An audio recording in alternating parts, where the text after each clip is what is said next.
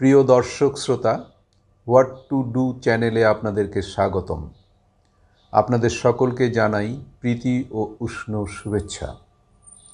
আজ যার কথা বলার জন্য আপনাদের সামনে এসেছি, তিনি একজন দার্শনিক, একজন অর্থনীতিবিদ, একজন ইতিহাসবিদ, একজন রাজনৈতিক চিন্তাবিদ, একজন সমাজবিজ্ঞানী এবং সমাজতান্ত্রিক বিপ্লবী। তিনি সমস্ত মানব ইতিহাসের সবচেয়ে প্রভাবশালী ব্যক্তিত্বদের একজন। তিনি কার্ল মার্কস। জন্ম 1818 সালের 5 মে জার্মানির ট্রিয়ার শহরে। 1883 সালের 14 মার্চ লন্ডনে তিনি মৃত্যুবরণ করেন। সমাজ, অর্থনীতি ও রাজনীতি সংক্রান্ত মার্কসের তত্ত্বসমূহ মার্কসবাদ নামে পরিচিত। মার্কসের মতে অদ্যাবধি পৃথিবীর ইতিহাস শ্রেণী সংগ্রামের ইতিহাস। শ্রেণী সংগ্রামের ভিতর দিয়ে মানব সমাজগুলো বিকশিত হচ্ছে।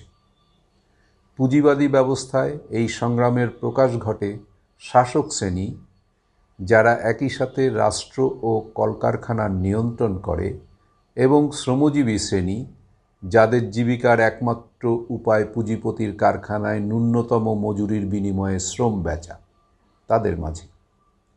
মার্কস বলেন যে উৎপাদন প্রক্রিয়ায় যুক্ত হয়ে শ্রমিক শ্রেণী যে পরিমাণ নূতন মূল্যের সৃষ্টি করে, তার ভগ্নাংশই মাত্র তারা মজুরি বাবদ পান। উদ্বৃত্ত সিংহভাগ অংশ পুঁজির মালিকগণ আত্মসাৎ করে। দ্বান্দ্বিক বস্তুবাদ অনুসরণ করে মার্কস দাবি করেন যে পূর্বতন সমাজ ব্যবস্থাগুলোর মতো পুঁজিবাদও তার অন্তস্থ বিভেদ ও শ্রেণী সংগ্রামের দরুন ভেঙে পড়বে এবং সমাজতন্ত্রের জয় হবে। মার্কসের সবচেয়ে গুরুত্বপূর্ণ রচনাগুলোর মধ্যে রয়েছে 3 খণ্ডে রচিত পুঁজি এবং ফ্রেডেরিক এঙ্গেলসের সাথে যৌথভাবে রচিত কমিউনিস্ট ইস্তেহার। মার্কস তার লেখায় যে মূল ধারণা প্রকাশ করেছেন তা হল, সমাজে প্রধান দ্বন্দ্ব হচ্ছে শোষক ও শোষিত শ্রেণীর মধ্যে। ইতিহাস মূলত শ্রেণী সংগ্রামের ইতিহাস। সমাজতান্ত্রিক বিপ্লবের মাধ্যমে শ্রমিকরা ক্ষমতায় এসে একটি শ্রেণীহীন সমাজ প্রতিষ্ঠা করবে। মার্কসের চিন্তাভাবনা আধুনিক সমাজতন্ত্র ও কমিউনিজম গঠনে গভীর প্রভাব ফেলেছে। অনেক দেশে তার তত্ত্ব অনুসরণ করে রাজনৈতিক আন্দোলন ও বিপ্লব ঘটেছে। মার্কসের তত্ত্বগুলো খুব সংক্ষেপে আপনাদের সামনে বলছি। 1.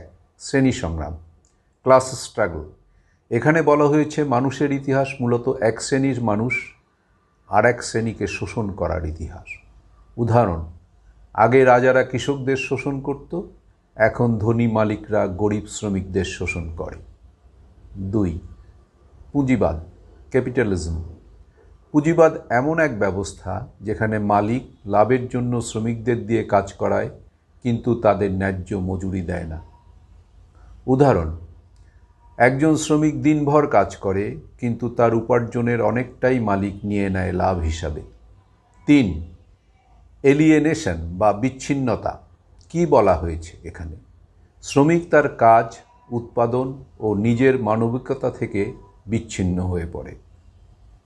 উদাহরণ: একজন কারখানায় একই কাজ বারবার করে, কিন্তু সে যে পণ্য বানায় সেটার উপর তার কোনো অধিকার নেই। 4. বিপ্লব ও সমাজতন্ত্র, রিভলিউশন অ্যান্ড সোশ্যালিজম।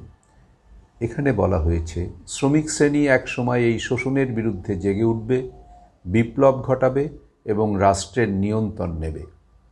উদাহরণ: শ্রমিকরা একত্রিত হয়ে লড়াই করে পুঁজিবাদী শাসন ব্যবস্থা ভেঙে ফেলবে। 5. কমিউনিজম। কমিউনিজমে বলা হয়েছে বিপ্লবের পর একটি শ্রেণীহীন সমাজ গড়ে উঠবে। এখানে সবার প্রয়োজন অনুযায়ী কাজ হবে ও প্রাপ্যও মিলবে। মূলনীতি: সবার কাছ থেকে শ্রম তার সামর্থ্য অনুযায়ী, আর সবার কাছে মজুরি তার প্রয়োজন অনুযায়ী।